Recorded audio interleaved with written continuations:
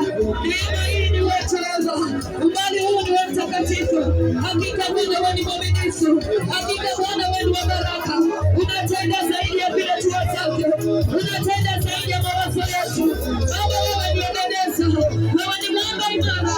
Wewe ni mtakatifu wetu. Tunakushukuru Bwana. Si uwezo wetu, si nguvu tulizo nazo, sio fedha Baba tulizo nazo. Yote ni hekima yako Bwana. Yote ni wema wako Bwana. Tunakushukuru. Tunakushukuru.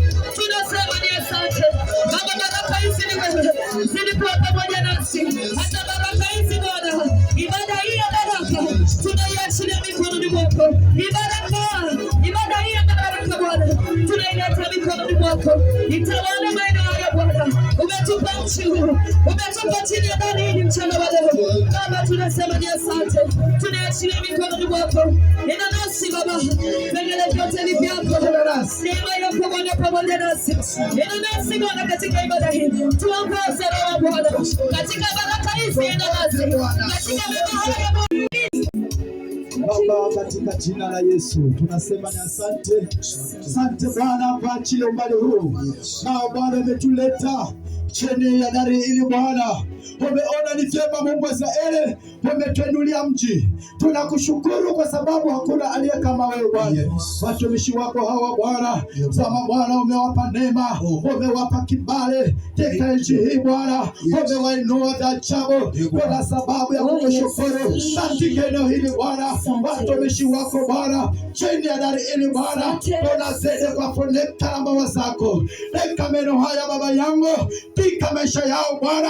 Wanapoyaanza meno haya Baba yangu, washikilie wanao. Haijalishi mtaa huu una maagano gani, haijalishi eneo hili lina madhabahu gani, lakini Bwana wanao ninawaachilia kwa mkono wako wa nguvu katika eneo hili Bwana. Wakapate kibali katika eneo hili Bwana, wakakubalike na wewe.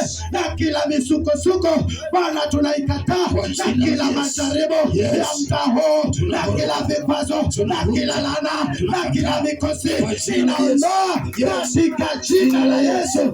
Jinsi tulivyokanyaga mahali, unasema ya kwamba tutakapoingia, tutakapokanyaga, umetupa kumeleke. Sasa Bwana umetupa kanisa, ishara ya kumaleke. Na hata sasa Bwana umetupa nyumba, ishara ya kumeleke. Hivyo kila madhabahu yao, ila uchawi wao, ila uganga wao, unawarebo, unaulizwa katika jina la Yesu. Na wasimamisha mikononi mwako watumishi wako wakapate kibali jinsi ulivyowaita.